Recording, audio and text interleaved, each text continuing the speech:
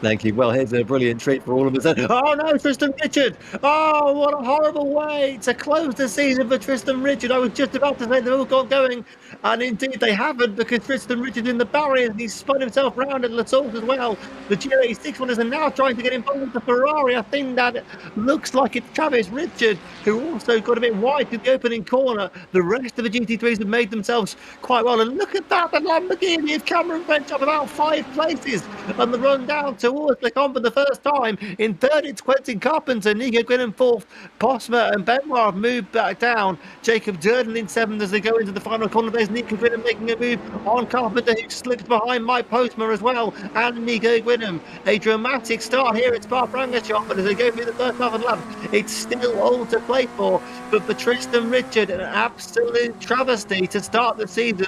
I can't see that I think he is still making his way through the GR86 field as we speak now, as they run through Speaker's Corner. But goodness me, glad that nobody else is involved in that. Of course, Travis Richard had a bit of a nightmare to start with as well. But it's been a topsy-turvy start, a dramatic start to the final race of the season, Nick. It really has, and it got turned a little south before we could even finish our little intro. So quite exciting stuff.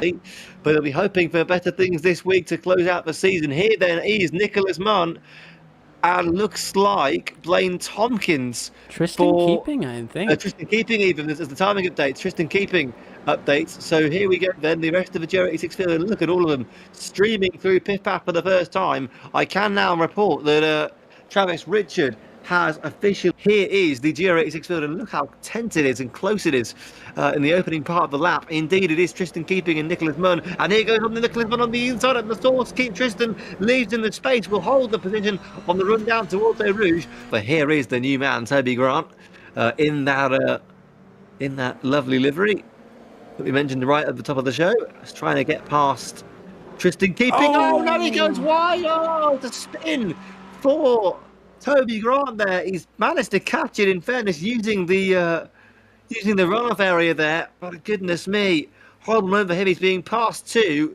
by Cameron Hare in the retro Williams livery, that 1992 one. And as we look ahead, we're seeing French right on Nate's bumper. This is new stuff here.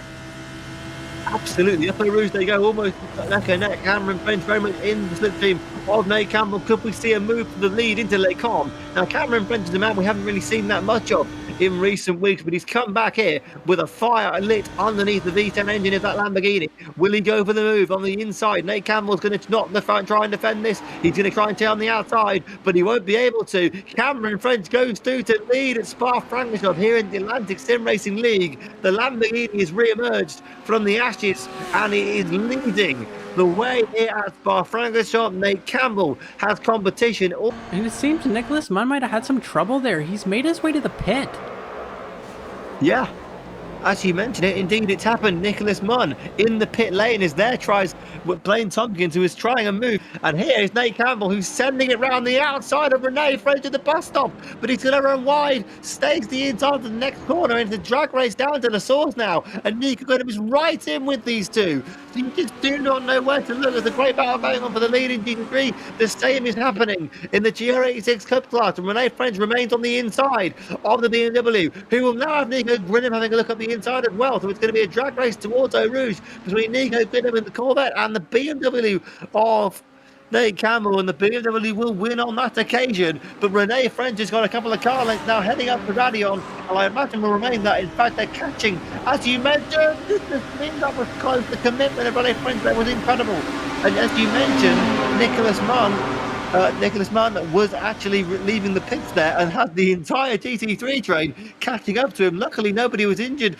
Nobody was involved in contact there. Nico Gwynn did get past, and Nico Gwynn was going to try and go round the outside of Renee French with a class lead, side by side through Lecombe. Goodness me, they're still side by side on the run down towards Bristol now, and Nico Gwynn goes round the outside. What a brilliant move from the Corvette. This is incredible stuff. We've been waiting all season to see Nico up front there. He's had great pace all season, and here it is. Well, he might have a he's on the chance to inside slip away. Does he want to go and try it? Yes, he does. And he's going to make the move work, although Cameron French is going to have words to say about this. He's staying on the inside line from the bus stop now. Campbell tried to the last lap. He's going to try it again. Well, French has left him the space. And indeed, Nate Campbell goes through to take second position. So, and here, meanwhile, is it 3 wide for the lead in GR86? Yes, it is. Goodness me, and Blaine Tompkins. There's contact between Blaine Tompkins and between Tristan Keeping.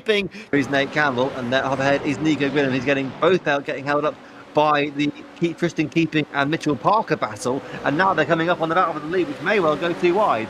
This is James Barrington in fourth, trying to get past Toby Grant, and now you can see the GT3s are all diving out of the way to get past them and trying not to lose time. They've done a very good job of that, it must be said, going in towards Les Combes as Mike Postman has hung on to the back of this little, well, I say this brilliant battle.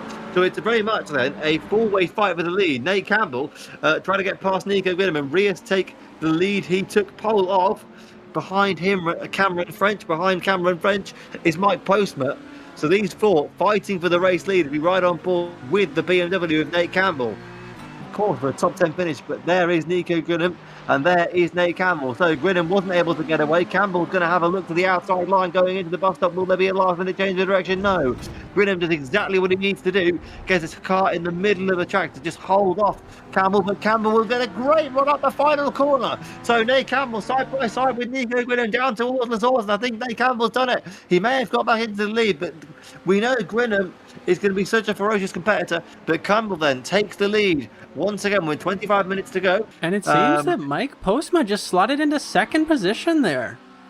He did indeed. So somewhere along the line, Mike Postma has got past Cameron French for second place. I suggest that probably happened while we were looking at the GT3 field, as Nate Campbell has come in and mentioned there a black flag for Blake Tompkins. He's taken his penalty now. It's saying he's pitting out. The lead advantage he had was so dominant. He's come out in third position. You're right, and Tristan Keeping takes that number one. Here indeed is the battle, because Cameron French is all over the back of him, and oh goodness me, that's Cameron Hare. I think in the background he's taken to the grass and the barriers. So I think he may have had contact with one of the GT3s that was coming through. I think it might have been Quentin Carpenter. Do not quote me on that, though. We'll have to see if we can find out what's happened there. There is Cameron French on the inside of Poole, and he's going for the move then. Cameron French is on the inside of Mike Postman. They're side by side on the run up towards Piff Path. Nate Campbell being held up by a GR86 car, but Postman will hold on to the position for now. So Cameron French is daring do it Pouon, not quite enough. He'll have to think about Blanchimont maybe. As he's closing up, he's going to have a look on the inside. It's going to be a very low percentage move. He's sent it to the inside on the curbing. There's no contact, and actually Cameron French does make the move then. So as they approach more GR86 traffic, Cameron French back up into second position. Carl Scott do on the run down towards Blanchimont in the final chicane. As Adam Benoit will do exactly the same thing on the Ferrari of Tristan Richard, who is held up by one of the GR86 runners. I think that's Mitchell Parker, and will stall around the outside for the moment, but Tristan Richard will stay in the slipstream of Adam Benoit. And towards Blanchimont they'll go on the inside of Tristan Keeping. Can Tristan Richard now go for the move and make it back on Adam Benoit, the newcomer in GT3 at least? He's been so dominant in the GR86 Cup class. Trying to go for a good result. There's a bit of contact as they go through the bus stop chicane, but Tristan Richard will make his move stick.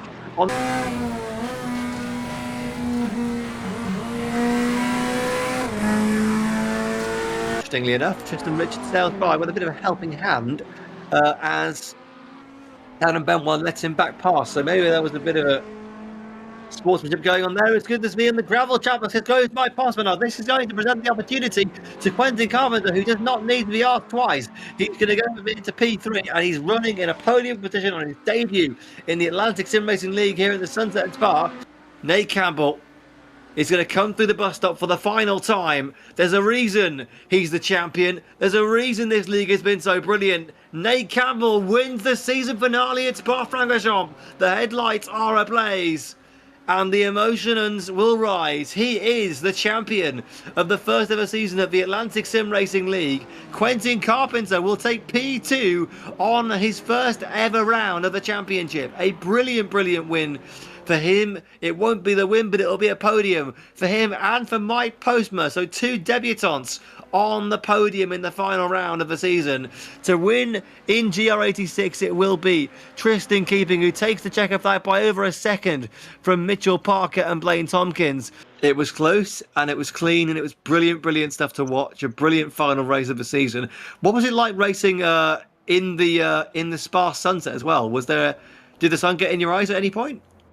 The sun was below the horizon, so it wasn't too bad, but it was nice. It was a nice golden hour. Yeah. We had mentioned that earlier. It was a photographer's dream, truly. And here is our dream, the victory burnouts. Indeed. I hope. So that concludes round 10 of the Atlantic Sim Racing Summer Series. Absolutely. So we will see you back in 2 weeks on August 7th for 2.4 hours of Nürburgring. Thank you all for watching, and we will see you later.